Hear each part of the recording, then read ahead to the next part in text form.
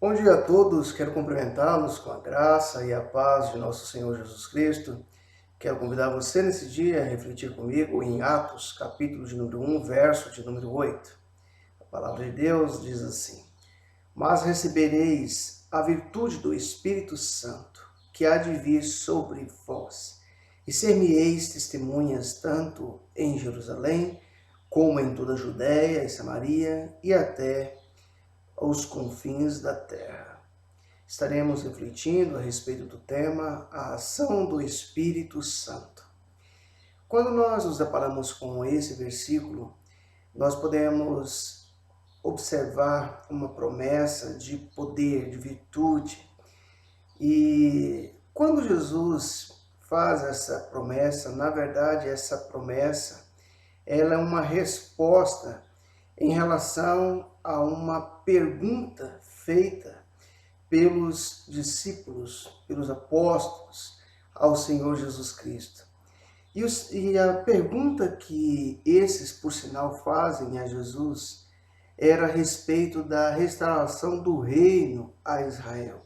Israel, nessa época, era dominada por Roma, e então, quando Jesus, pouco antes de subir aos céus, ele, falando com os discípulos a respeito de muitos assuntos, eles então vão questioná-lo a esse respeito quando ele vai falar a respeito de poder. E é quando eles fazem então essa pergunta, aqueles que haviam se reunido: Senhor, restaurarás tu neste tempo o reino a Israel? E aí o Senhor Jesus, a essa pergunta, a esse questionamento, ele vai falar que não pertencia a eles saberem os tempos, as estações, mas entender que o Pai é que os estabeleceu pelo seu próprio poder. Então, o tempo determinado para essa restauração pertencia a Deus, caberia a Deus. Mas a proposta que Jesus está fazendo, então, de poder, de virtude, é algo que iria muito além de simplesmente ter a restauração de Israel.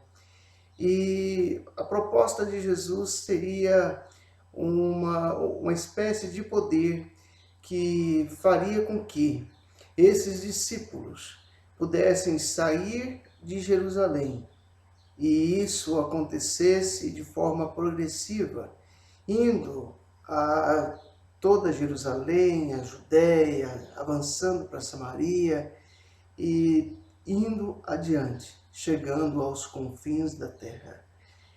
O Evangelho precisava avançar, o Evangelho precisava seguir adiante. E é interessante que Jesus então vai afirmar que isso poderia acontecer com a ação do Espírito Santo, com a virtude, o poder do Espírito Santo. E nós podemos observar que de fato isso acontece. E é interessante que isso acontece como se fosse uma espécie de uma explosão. A explosão, quando ocorre, nós podemos observar que ela lança fagulhas a distâncias enormes. E nós podemos notar então que é o que vai acontecer. E por falar em explosão, é interessante mencionar aqui um fato histórico. No ano de 1867, Alfred Nobel, ele encontra uma resposta para suas pesquisas, as quais haviam anos que eram feitas pela pessoa de Alfred Nobel.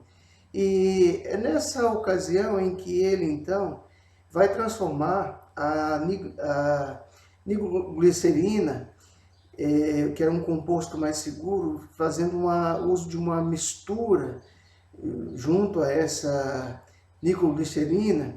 Ele então mistura um composto, né, chamado dialotomito. Esse dialotomito era uma rocha. E quando ele faz então essa mistura junto com essa rocha que possuía a capacidade de absorção, surge a partir desse momento aquilo que eu e você hoje conhecemos como dinamite. E inicialmente, então, essa mistura, que hoje chama-se dinamite, ela recebe esse nome como uma referência a uma palavra grega chamada dinamis. E dinamis significa poder. Então note você que é justamente esse poder de explodir é o que acontece com a igreja. A igreja explode. A igreja então vai lançar pessoas para fora, para longe. E quando nós observamos essa história, vamos perceber que se o mesmo Pedro, que um dia negou Jesus, que um dia diante de poucas pessoas que testemunharam que ele estava com Jesus, ele o negou, é Pedro agora, depois de ter recebido essa virtude do Espírito Santo, que vai pregar, e através dessa pregação mais de 3.000 pessoas, ou aproximadamente 3.000 pessoas vão se converter. E nós podemos observar esse relato em Atos 2, os versos 37 a 43, que diz assim: E ouvindo eles isto, compungiram-se em seu coração e perguntaram a Pedro e aos demais apóstolos: Que faremos, homens e irmãos?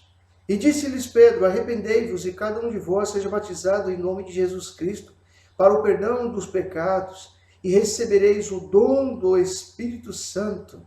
Porque a promessa vos diz a respeito de vós, vossos filhos, e de todos os que estão longe, a tantos quantos Deus, nosso Senhor, chamar. E com muitas outras palavras, isso testificava e exortava, dizendo: Salvai-vos dessa geração perversa. De sorte que foram batizados os que de bom grado receberam a sua palavra. Naquele dia agregaram-se quase 3.000 almas. Então perceba o que acontece. E é interessante que esse poder exercido pelo Espírito Santo de Deus, por essa virtude do Espírito Santo de Deus, não só leva essas pessoas a se converter, a ser batizadas, mas vai além. A palavra de Deus continua dizendo que perseveravam na doutrina dos apóstolos, na comunhão, no partir do pão e nas orações. E em toda a alma havia temor e muitas maravilhas se faziam pelos apóstolos. Então nós podemos observar e concluir que a partir do momento em que houve essa ação do Espírito Santo, eles então puderam compreender as promessas do Senhor Jesus Cristo, que receberiam poder ao descer sobre eles o Espírito Santo. E a partir de então, esses homens começaram a compreender que realmente deveriam ser testemunhas, não só em Jerusalém, na Judéia, em Samaria, mas inclusive nos confins da terra. Que eu e você possamos dar continuidade a essa ação de poder exercida pelo Espírito Santo de Deus sobre as nossas vidas. Que o Senhor Jesus Cristo nos abençoe durante todo esse dia.